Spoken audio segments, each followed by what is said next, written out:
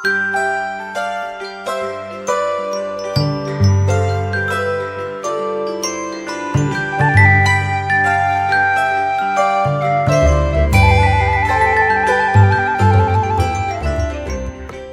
pagi sahabat GPIB, apa kabar? Semoga kita semua selalu ada dalam keadaan yang baik.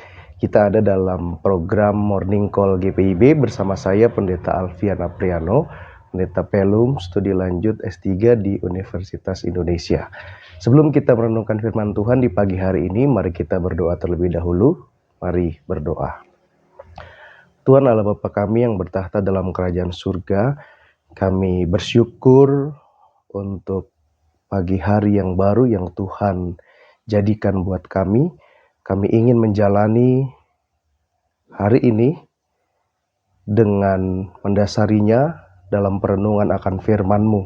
Kami mohon Roh Kudus menguasai hati dan pikiran kami, agar firman-Mu mencerahkan kami dan menolong kami untuk menjalani pagi terakhir di tahun 2025 ini dalam tuntunan kasih Tuhan.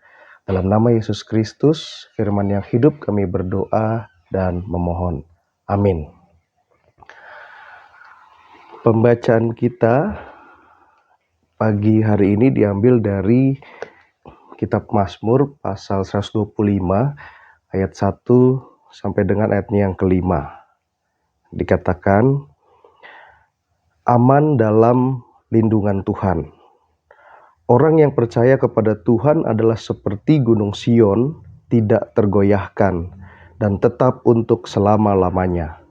Yerusalem dikelilingi gunung-gunung, demikianlah Tuhan mengelilingi umatnya dari sekarang sampai selama-lamanya. Ya, tongkat kekuasaan orang fasik tidak akan tinggal tetap di atas tanah yang dibagikan dengan undi kepada orang benar, supaya orang benar tidak mengulurkan tangannya kepada kejahatan. Berbuat baiklah ya Tuhan kepada orang baik dan kepada orang yang tulus hati. Tetapi orang yang menyimpang ke jalan yang berbelit-belit, kiranya Tuhan mengenyahkan mereka bersama orang-orang yang melakukan kejahatan. Damai sejahtera atas Israel. Demikian pembacaan Alkitab, terpujilah Tuhan Yesus. Haleluya. Sahabat GPIB, tema perenungan kita pagi ini adalah Tuhan tidak pernah meninggalkan kita. Kita sudah tiba di pagi terakhir tahun 2025. Karena besok pagi kita sudah masuk di pagi baru tahun 2026. Di hari ke-365 ini izinkan saya, sahabat GPIB, mengajukan sebuah pertanyaan. Di tahun ini, pernahkah meski hanya sehari saja, sahabat GPIB merasa bahwa Tuhan sedang meninggalkan sahabat dalam menjalani kehidupan ini? Mungkin perasaan tersebut muncul di hari-hari ketika doa terasa sunyi, ketika usaha seakan sia-sia, dan ketika beban hidup terasa begitu amat sangat menekan. Konon, sahabat GPIB, pada saat-saat seperti itu perasaan sedang ditinggalkan Tuhan bisa saja muncul. Dietrich Bonhoeffer misalnya, seorang pendeta dari Jerman di zaman Hitler, pernah berefleksi tentang perasaan tersebut bahwa dalam perjalanan iman ada saat-saat yang agaknya Allah terasa diam. Namun, itu bukan berarti bahwa Allah meninggalkan manusia, melainkan karena manusia sedang dibentuk untuk belajar percaya bukan hanya pada perasaan, melainkan pada kesetiaan janji Allah. Sahabat GPIB, perasaan sedang ditinggalkan Tuhan itu bisa saja muncul, tetapi itu bukanlah yang harus kita pertahankan sebagai orang beriman. Pada titik itulah perikop bacaan kita pagi ini memberikan pencerahan. Ayat 1 mengungkapkan keyakinan yang kokoh bahwa hidup orang yang percaya kepada Tuhan berdiri di atas dasar yang tidak mudah digoyahkan oleh keadaan apapun. Dikatakan tadi, orang yang percaya kepada Tuhan adalah seperti gunung Sion, tidak tergoyahkan dan tetap untuk selama-lamanya. Pemazmur di sini tidak berkata bahwa hidup orang percaya bebas dari guncangan. Justru sebaliknya, iman kepada Tuhan memberi dasar yang teguh di tengah berbagai guncangan. Ibarat gunung Sion yang tetap berdiri meski diterpa angin dan hujan, demikianlah hidup orang yang bersandar kepada Tuhan. Bukan tanpa masalah, tetapi tidak ditinggalkan di dalam permasalahan. Keyakinan itu ditegaskan kembali lewat ungkapan yang indah di ayat yang kedua. Yerusalem dikelilingi gunung-gunung. Demikianlah Tuhan mengelilingi umatnya dari sekarang dan sampai selama-lamanya. Sahabat GPB, ini adalah bahasa kehadiran, bahasa perlindungan yang berbunyi dari pihak Allah. Itu berarti Tuhan tidak berdiri jauh kalaupun umatnya mengalami kesulitan, melainkan Tuhan berdiri dekat, bahkan berada di sekeliling mereka.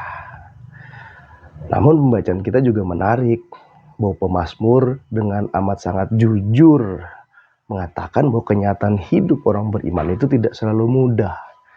Gambaran tongkat orang fasik di ayat ketiga merupakan tanda bahwa hidup orang benar bisa saja ada dalam tekanan. Artinya, tekanan hidup tidak dapat dipungkiri dapat mendera umat Tuhan. Akan tetapi, pemazmur memberikan keyakinan di ayat 4 dan 5 bahwa meskipun itu dapat terjadi, Tuhan tidak akan pernah membiarkan tekanan itu berlangsung tanpa batas. Sebab Ia akan berbuat baik kepada orang baik, dan Ia akan berbuat baik kepada orang yang tulus hatinya. Sahabat GPB, sepanjang tahun 2025, mungkin sahabat GPB pernah mengalami perasaan dalam tanda petik ditinggalkan Tuhan. Karena berbagai persoalan yang harus dihadapi. Kita belajar tadi bahwa perasaan itu bisa saja muncul, tetapi kita tidak dipanggil sebagai orang percaya untuk terhanyut di dalam perasaan itu. Firman Tuhan pagi ini mengingatkan kita bahwa Tuhan tidak pernah meninggalkan umat kepunyaannya. Sekalipun keadaan hidup berubah, sekalipun keadaan hidup tidak selalu mudah, kesetiaan Tuhan sejatinya tetaplah sama. Ia tidak akan membiarkan kita goyah. Ia hadir di sekeliling kita, menopang langkah kita, dan menuntun kita melangkah memasuki hari esok yang telah Ia persiapkan bagi kita. Dalam berbagai budaya dan suku di Indonesia, menyongsong tahun yang baru sering diungkapkan dengan idiom tentang melangkah ke depan dengan harapan yang baru. Meninggalkan beban lama tanpa sedikit pun melupakan pelajaran berharga yang telah dilalui. Ungkapan ini agaknya sejalan dengan langkah kita menyongsong tahun yang baru. Karena itu, saat kita menutup tahun 2025 dan bersiap memasuki tahun yang baru, marilah kita melangkah dengan keyakinan yang teguh. Bukan karena hidup tanpa masalah, melainkan karena Tuhan yang setia berjalan bersama kita kemarin, hari ini, dan untuk selama-lamanya. Mari melangkah ke depan dengan harapan yang baru karena Tuhan tidak pernah meninggalkan kita. Amin. Mari kita akhiri dalam doa, kita berdoa. Kembali kami datang menghampiri hadapan hadirat-Mu ya Tuhan.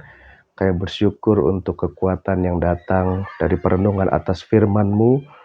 Di pagi terakhir tahun 2025 ini, kami boleh dikuatkan bersama keyakinan iman kami bahwa Tuhan tidak akan pernah meninggalkan kami.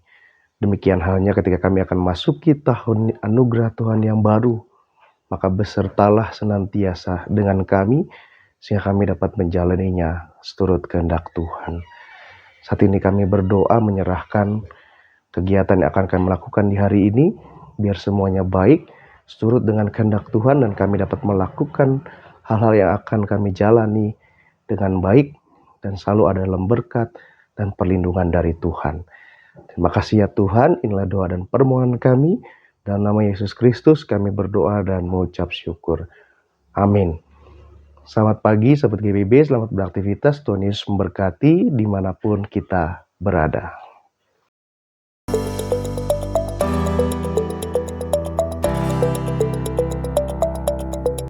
Halo sahabat GPIB, tidak terasa kita akan segera memasuki tahun pelayanan yang baru tahun 2026 nih.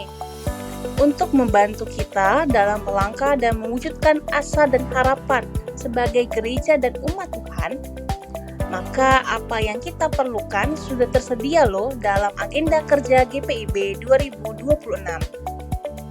Apa saja yang bisa kita dapatkan dalam agenda ini? Di dalamnya kita dapat mengetahui yang pertama kalender gerejawi sepanjang tahun dan hari-hari penting nasional. Kedua, simbol-simbol liturgi GPIB dan pemaknaannya. Lalu ada bacaan dan renungan sepanjang tahun. Terdapat juga visi dan misi GPIB memasuki PKUPPG ketiga. Dan masih banyak lagi. Nah, sahabat GPIB sudah bisa mendapatkannya dengan membeli seharga Rp70.000 per buku agenda. Yuk kita pesan sekarang agenda kerja 2026 GPIB di call center Biro Penerbitan GPIB sebagai berikut. Yuk pesan sekarang. Sekian informasi dari kami. Tuhan Yesus memberkati.